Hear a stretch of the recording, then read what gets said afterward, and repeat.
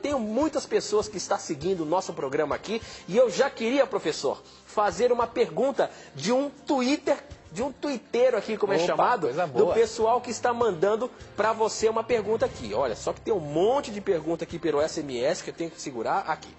Olha, quem manda essa pergunta aqui é o... Ele tem um codinome de... Deixa eu ver como que é o codinome dele aqui. Reale Rocha.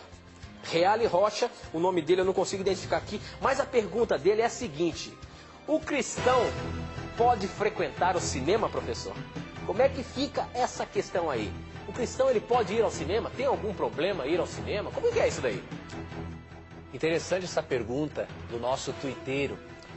Veja bem, antes de eu mencionar se pode ou não ir no cinema, um cristão, se ele deve ou não ir, eu preciso tirar alguns mitos da mente de alguns telespectadores, ouvintes e internautas. Por exemplo, alguns argumentam que não devemos ir ao cinema porque a tela do cinema, por ser maior, exerce uma influência maior na mente humana. Esse argumento é falho, porque um produtor, quando produz um filme, ele não está preocupado com o tamanho da tela em que você vai assistir o filme, se é numa tela enorme ou se é numa tela pequena. Então esse argumento também não cola. Um outro argumento que usam para os jovens, e os jovens acabam ficando revoltados com isso, porque o jovem pós-moderno não aceita qualquer explicação. Um outro argumento que diz o seguinte: não, se você for ao cinema, você não pode passar uma cena imprópria com controle remoto, você é obrigado a assistir. Vamos ser sinceros, quem em casa, quando num filme passa uma cena imprópria, é capaz de passar o controle remoto? Uma grande minoria. Então, outro argumento que não vale. Outro argumento que existe é de que o cinema é um ambiente impróprio. Hoje não é mais essa realidade, no passado era mesmo. Eu me lembro quando eu era cristão que meu pai me levava na chamada matinê, que era o horário durante o dia em que poderia se ver filmes. Você via pessoas fazendo sexo explícito dentro do cinema. Naquela época realmente não era apropriado. Só que hoje o ambiente do cinema é mais familiar. E o ambiente do cinema é melhor que o ambiente da própria faculdade. Então vamos deixar de ir à faculdade por causa disso? Então esses argumentos são muito falhos. Agora, tem na Bíblia razões para não irmos ao cinema.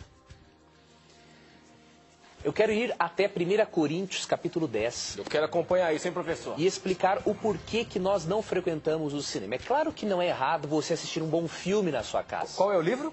1 Coríntios, Tito, capítulo 10. Nós vamos começar pelo verso 23, depois vamos para os versos 32, 33, e eu vou seguir por alguns aqui. Ok. Então é importante, antes de lermos a palavra de Deus, esclarecer que alguns mitos que se espalham por aí não podemos acreditar nem passar para os jovens, porque senão os jovens ficam com mais raiva ainda e vão acabar indo no cinema. Então vamos estimulá-los a verem filmes bons, de qualidade, em casa, e mostrar a única razão bíblica para ir no cinema na atualidade. 1 Coríntios 10, 23 afirma o seguinte: tudo é permitido, mas nem tudo convém. Tudo é permitido, mas nem tudo edifica. Verso 24. Ninguém deve buscar o seu próprio bem, mas sim o dos outros. Verso 32. Não se torne motivo de tropeço nem para judeus, nem para não-judeus, nem para a igreja de Deus.